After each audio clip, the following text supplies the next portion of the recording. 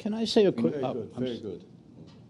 Can I say a quick word about that? Because I would urge us to talk about, to think, I'm confused about this myself, to think about what some financial institutions can do and what some financial institutions should simply not be allowed to do. Because it's one thing to have supervision, but what we've learned in the U.S. is while we lacked regulations, we really lacked serious oversight. Absolutely. You just could not, nobody was there to control these institutions. And because they were increasingly given latitude to do whatever the heck they wanted to, they did whatever the heck they wanted to. And if you look at the history, it began, and the reduced regulation began in the 60s with Walter Wriston. So chaperoning the teenagers is not enough. I think it would be a great help for this organization to think about, I lean towards the idea that demand-taking institutions, if those savings deposits are guaranteed by government, have to be restricted about where they can put that money. And then you can have other institutions that are allowed to innovate with more serious capital restrictions than we have and leverage restrictions and so forth. But I think when I read over the list of generalized regulation proposals here, I just don't think it's specific enough. And one of my gripes with the Geithner-Summers group is they're proposing regulations without some thought about what the financial structure should look like. Yeah. So it's just, let's just get it back to work with a little more capital, more capital regulation, a little more oversight, and we'll be fine. Well, what if Alan Greenspan is running the next? I think that's clear. When I said before in the beginning that the big issue is what kind of regulatory structure and oversight, registration, knowing where to arrest the people after they've done the bad things is not really what we need. Katrina? Well, I wanted to pick up, thank you for inviting me to this. I speak with great humility. I follow on Katrina Vanden Heuvel, editor of The Nation magazine. Jeff, you said on our call a few days ago about going back to plain vanilla banking. I like that expression. But William Greider in our pages has written quite a bit about the importance of democratizing the Federal Reserve, which I think is an important issue because there isn't going to be a great expansion of regulatory oversight, but what kind of oversight, how democratic that is, seems to me a crucial question for this group, as is the question not only of global governance. And I sit with humility listening to the various reports that have been issued, not only in these recent days, but over the last years. I do think there would be a value for activists and in this country who are working to build a more just, sustainable economic system, maybe that the nation could play a role in putting on its website these reports in summary form so that there's a sense of the work that has been done over these last decades, models that people can look to.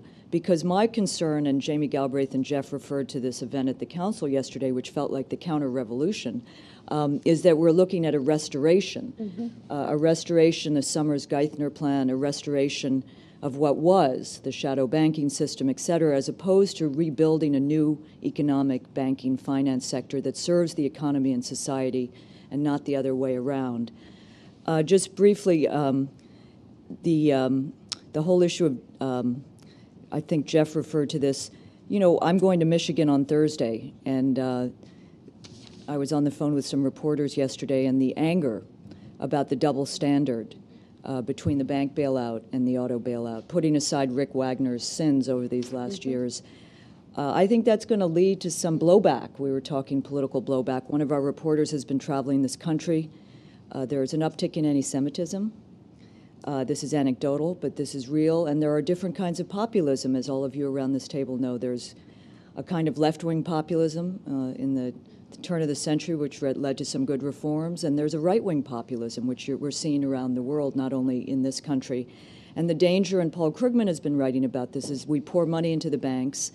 It's being conflated in people's minds with the stimulus and the budget, which with all its flaws have some merit in breaking with 30 years of deficit hawkishness. Yeah. And that is very tricky because we need to push harder for a bolder second, third, fourth, fifth stimulus. This is a recovery money. It's only a down payment, but people in Congress are already skittish and they're walking back, dialing back and saying we're not going for a second stimulus. Two last points. The possibility of increasing wages in this country comes about with a stronger labor movement. There's been a political defeat in Congress in these last days with the switchover of one senator. The Employee Free Choice Act, which labor has fought for many years, is now seems off the table. There may be a compromise, but that will hurt, though there are other factors, many other, in building up the possibility of higher wage labor force. And I do agree with Jamie, who's going down to testify, as he may have told you, committee on the new hearing on the New Deal, that we need a new PCORA investigation, not for scapegoating, but to get our history straight. But the Democrats in Congress are skittish because there is Democratic complicity. Yes. I mean, the Glass-Steagall, quote, reform Exactly. was part of the Summers-Rubin agenda. But we do need to continue to push for that and understand that there. Joe Lieberman's chairing Senate Oversight. Wouldn't he be the national? But there are good people in Congress who are pushing, who are allies. But as I will return and end with what Richard said, not only do we need language, which is accessible, and framing, and the job creation piece of it is so crucial, but there is considerable blowback and there are obstacles ahead because it's a 30-year break, and Yes. the damage has been severe. I think your point about putting some of what has been argued over those decades on a website would. either with this foundation or on an SI website. Oh, cross-link them, put them on all the websites. Yeah, the Too, three nation many- would be. too, We're three many doing websites. teach-ins around the country, Yeah. economic teach-ins around the crisis. And Professor Stiglitz was kind enough to be at one of them. But we're going to Detroit. We're going to other parts of this country. But I think for activists who are working, Yes. it would be a valuable tool, a resource. The interest in that session that you We turned had, away 1,000 people. Good heavens. Wonderful. Right. Joe, if we go back to your first point, which is that this crisis was as much, or the root of it was a global aggregate demand problem that was in part tried to be solved by a recycling into supporting the U.S. housing and mortgage markets and those of other countries, because it really was a global bubble, not just an American bubble.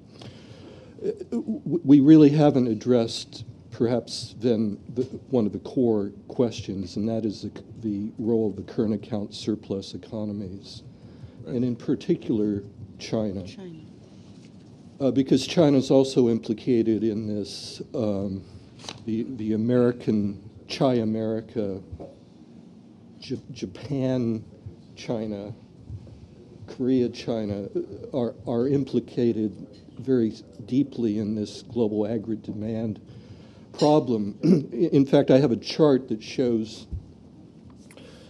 the growth of inequality in the United States and China, and the charts are remarkably the same from 2001, 2002. And really, while the 97-98 Asian world financial crisis was a seminal event that resulted in this having to resort to reserves and self-insurance, the real seminal event was China's entry into the WTO, which legalized, in a sense, made it comfortable for major corporate investment and foreign direct investment flows to go and to relocate production in China, so that American corporations, Japanese corporations, South Korean corporations, Taiwan moved production to Germany, with consequences for wages. Now, while we may want to be, what to do with the Germans and their current account surplus is a big problem, but I'll leave that off the table. But it does seem that we have to have a constructive agenda towards the China and the Asian surplus economies. And Stuart, when we were talking earlier, says it's important that we figure out how to help them make a transition to a more consumer-oriented. And while this has been on the agenda 5, 10 decade. We knew these, you know, the worrying thing is that we knew that these, you know, smart people have worried about these imbalances and the effects on global aggregate demand for nearly a decade. The Levi Institute has been exceptional in bringing this to our attention, but yet we've come to the crisis and everyone's sort of responding in character, meaning the U.S. is trying to save the Wall Street as it was in the consumer and credit business. The Germans are you know, making sure that Opel and production survives and resisting fiscal stimulus. And for all the rhetoric and some of the hopeful measures on health care and social insurance in China, they're still responding in kind by increasing fixed investment and infrastructure. So if the core of the problem was global aggregate demand, one of the answers obviously is dealing with the wage and inequality, but we also have to face up to the role of these big current account surplus economies, because what's happened over the decade is that they now account for an ever larger share of world GDP, and they are the fastest growing economies. So if you have... Okay. Yeah. We have about just a few more minutes. I've made my point, but I urge us to I want to make think just a few constructively about that. A few points to try to summarize some of the discussion and give a few reflections on some of the broader themes, and just respond very quickly to the last point. You know, in how to increase global aggregate demand. One of the aspects of the proposal, Keynes's original proposal in dealing with the global reserve system, which was actually to have a tax on the surplus countries to provide the incentives. Now, you know, from just having come back to China, talked to Premier, talked to a number of people, senior people in China, it's very clear that they have they've had this on their agenda for a long time, but I think there's now a greater impetus. And he was very explicit, saying that they are going to try to restructure their economy to increase wages. I told him that he should allow stronger unions. I don't know, and there were I don't know how they're going to respond to that. You should pass the Employment for Free Choice Act. Let him pass AFCA, right? But I think that they know, and I think many of the other East Asian countries know, that the particular model of growth which has worked so well is not for them, and in some sense for many people in poverty, is not likely to work so well going forward. And that is actually related to a general theme that has been raised a number of times, that the world today is in a sense different from what it was, that we can't reconstruct the past. We don't want to reconstruct the world as it was in 2007.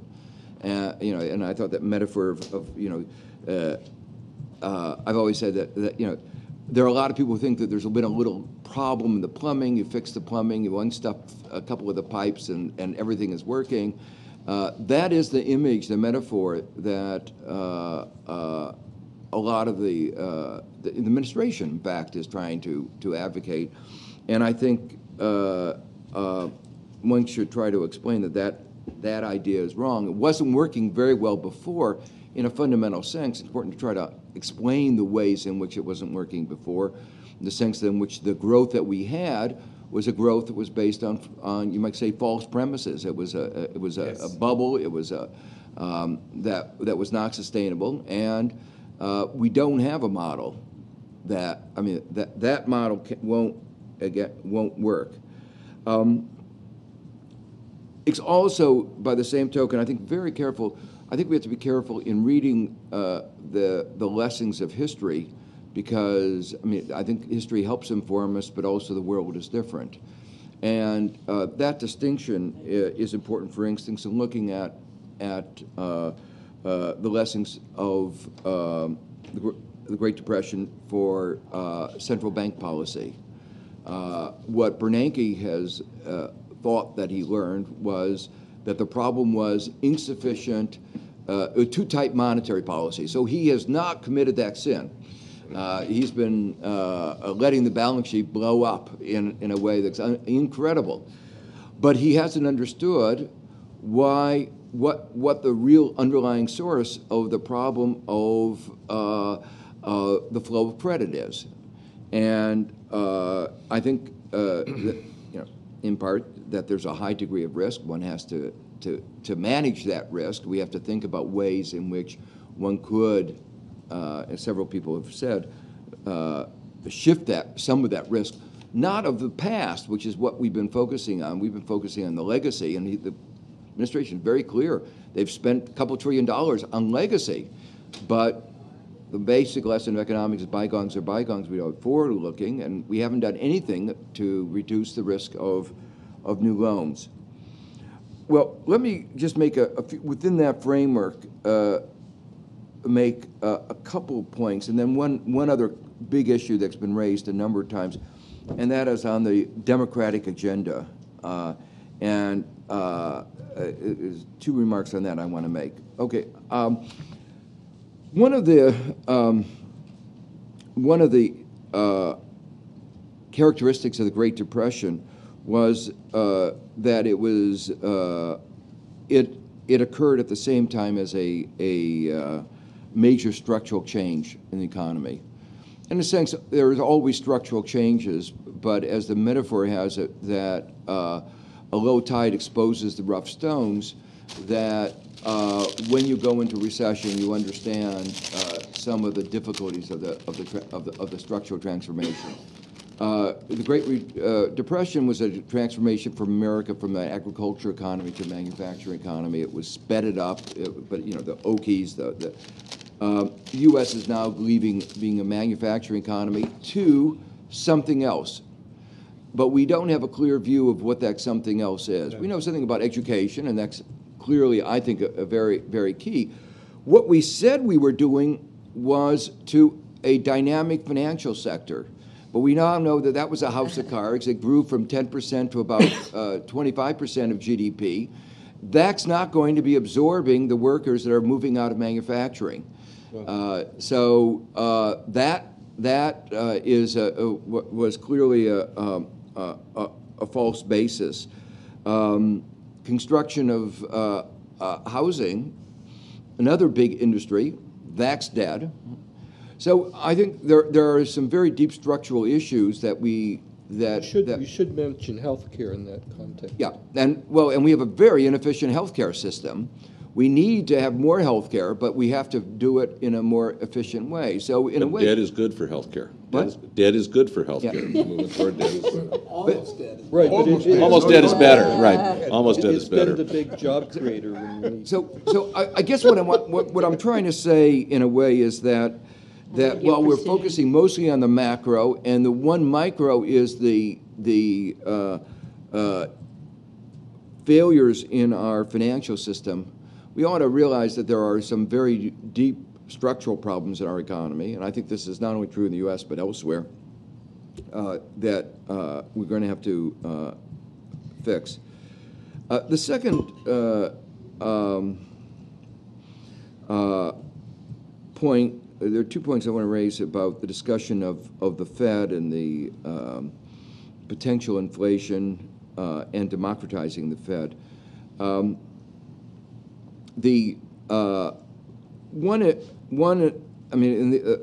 don't have the answer, but it's clear that there are some really interesting issues that have been raised. One of them is that in the past we could have large debt with the confidence that we would be able to inflate it away.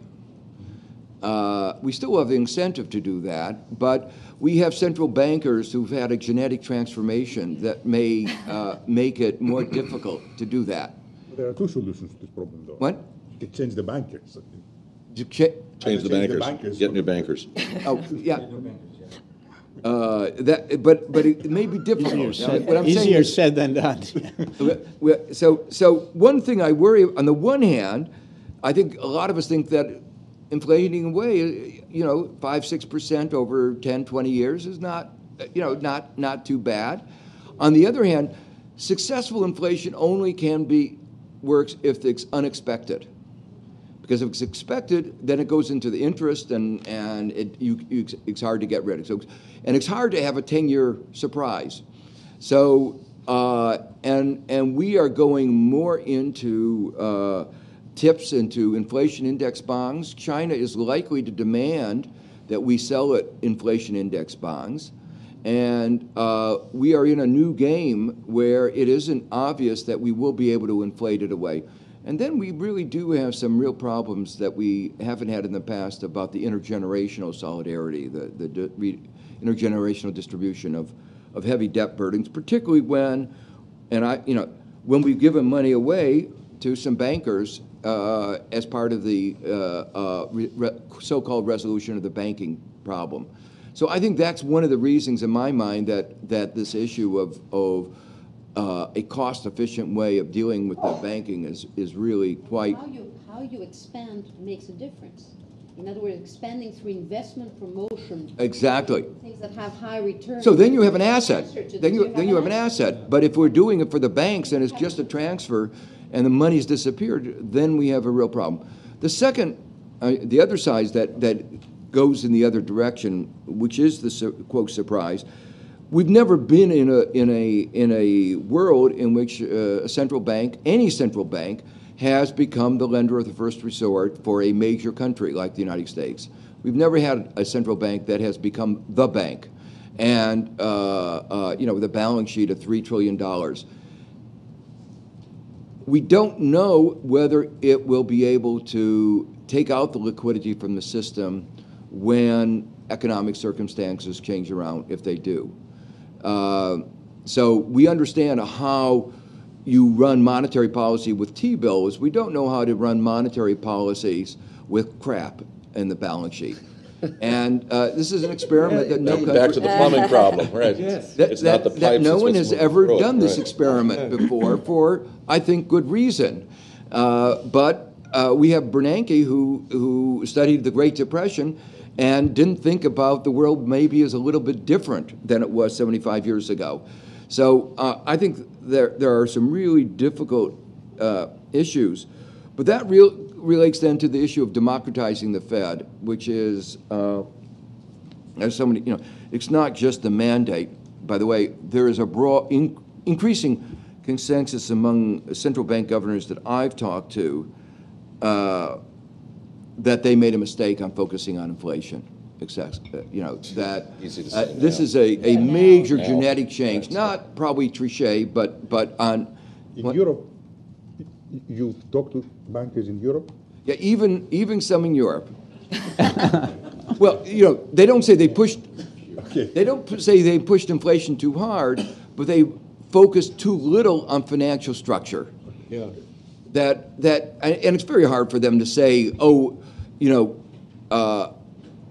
we should, none of them will deny that they should have looked at financial structure. And, they have to say some culpability. Maybe Trichet is able to ignore reality more than others, but Larosière says this in his report, right in the front. Yeah. He says that the internal market there's a big failure in the internal market not to look at the financial structure. Yeah, so everybody, I think broadly, across the world, everybody understands you have to have paid more attention to financial structure so that the single-minded focus on inflation is likely out the window. And the view that focusing on that having low inflation is necessary and sufficient for economic stability, that's out the window. Yeah. So I think there's been a very major change in philosophy that hasn't really been articulated because it's a big rejection of the doctrines that have prevailed in the economics profession and central bankers for 25 years.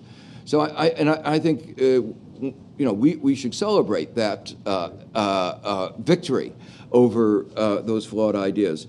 But the other part of it is that if a central bank becomes a lender of first resort, becomes somebody assessing risk, deciding which firms live and which die, you can't have an independent central bank do that. That becomes a critical political role. I mean, I think most of us think that decisions about employment versus inflation are political decisions because they have first-order distributive consequences. But nobody can say what they are doing now is something that ought to be apart from a political process. And I think, again, that's within the democratic governance agenda, that has to be highlighted.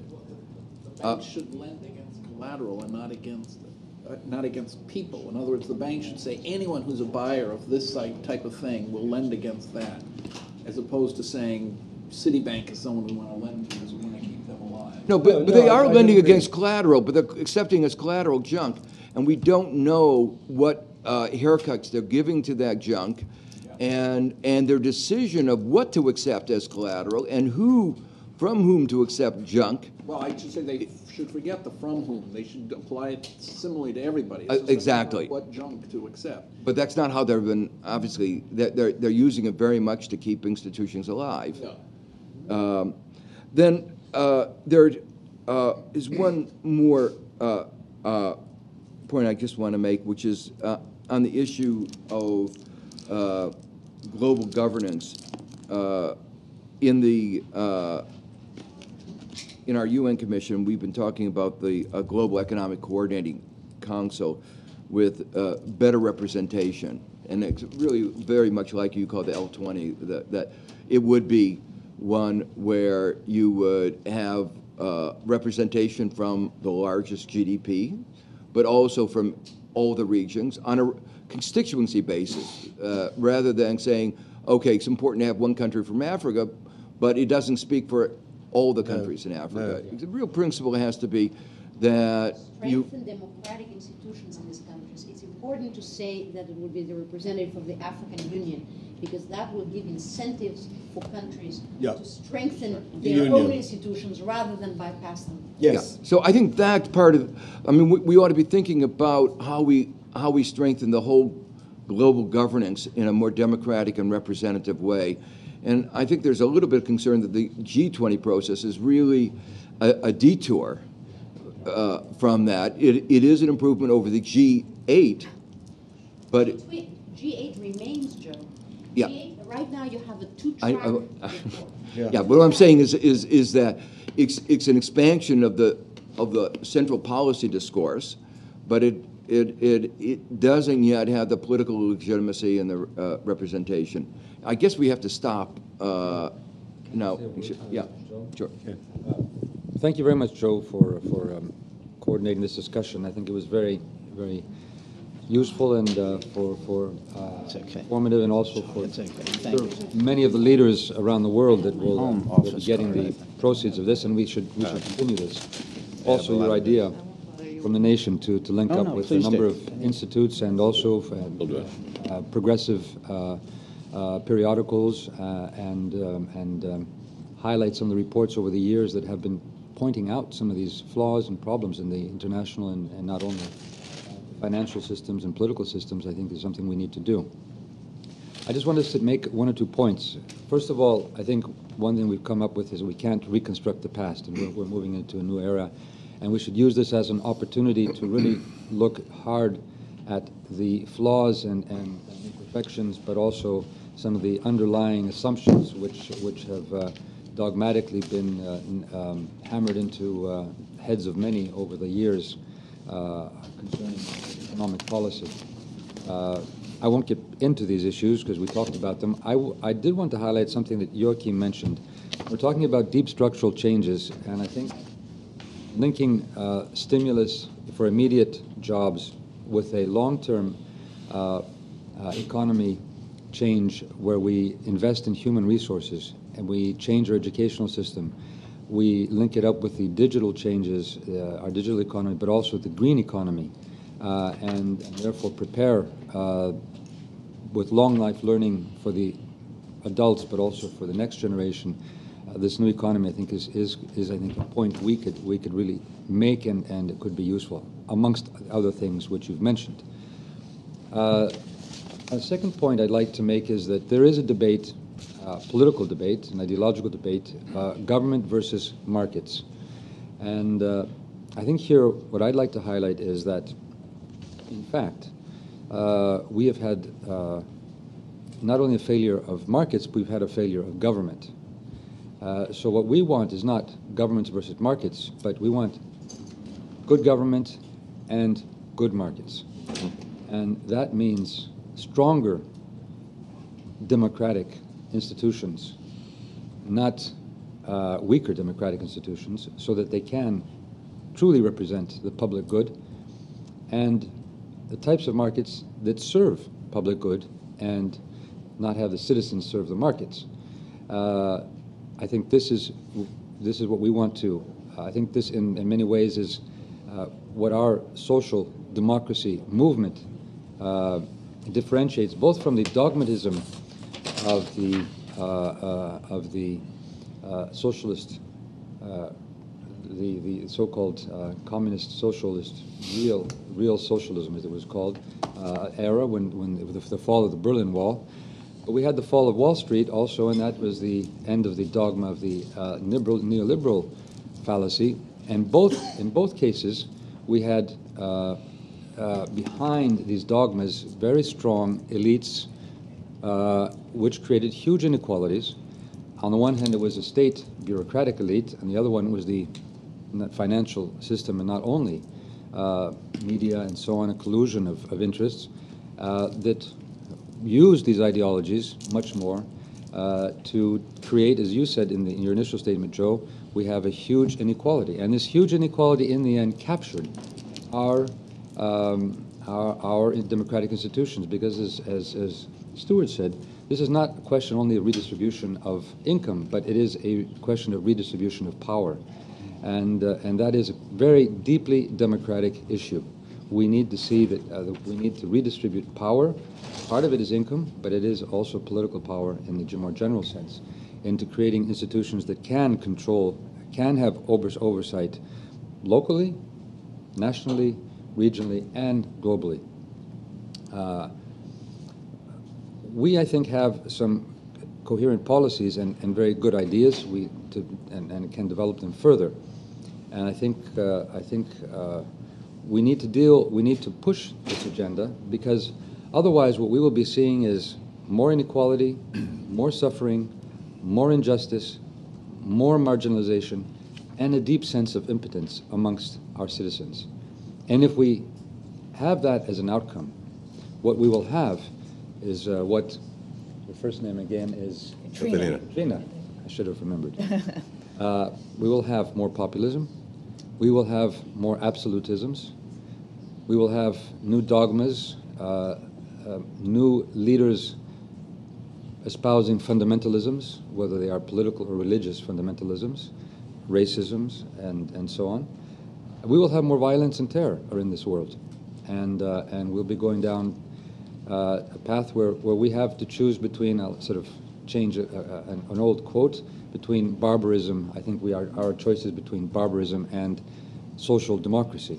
On that I'll end, and I'd like to thank you. Can I ask one question, yes, George, before you end? Because one of the difficult questions that was raised in the discussion was the one that Jeff and several people raised concerning the intellectual backlash, or what do you call it, that is trying to rewrite history, both the Great Depression and the more recent history, of saying it was the government that failed, the New Deal didn't work. Yes. That that things were great. Yes. And it was a little bit of a minor. Christina Romer argued this? What? Christina Romer is associated with this to some extent, am I right? Well, when she hasn't more recently, she hasn't. But there is an intellectual tradition that says Keynesian economics didn't work. Yeah. I don't know the context and the form, but I somehow think that we have to engage that. Agree. Yeah. We were talking about that. Yeah. That debate, and I very much agree, Joe, and I think that we. Although I agree very much on the institutional changes at the global level where we need to have representation of regions and nations, I think in the end this will not be a battle so much between nations, and it shouldn't become a battle between nations and regions. It'll be a battle of ideas. And we need to make it a battle of ideas, because if it's a battle of nations, it'll go into nationalisms, populisms, and all kinds of things which will, in fact, cloud up the real issues we have here. And these are ideas, the battle of ideas that will cut through our societies throughout the globe. And in many senses, I think it's a time for this progressive movement, because it's a time where we can come and say that we need a global governance, we need global values, we need a new paradigm, and the agenda is global, but it's local, and it's the same. They're the same issues, and around these issues, we can unite progressive forces, and that's why I wanted to thank you. Thank you all for being here. You are welcome to continue at the next session, where we have the official commission beginning across the street at the UN. I'd also like to thank the Symi Symposium and, of course, the Socialist International for working. The people in the Socialist International for helping setting this up. Thank you all, and let's continue this work.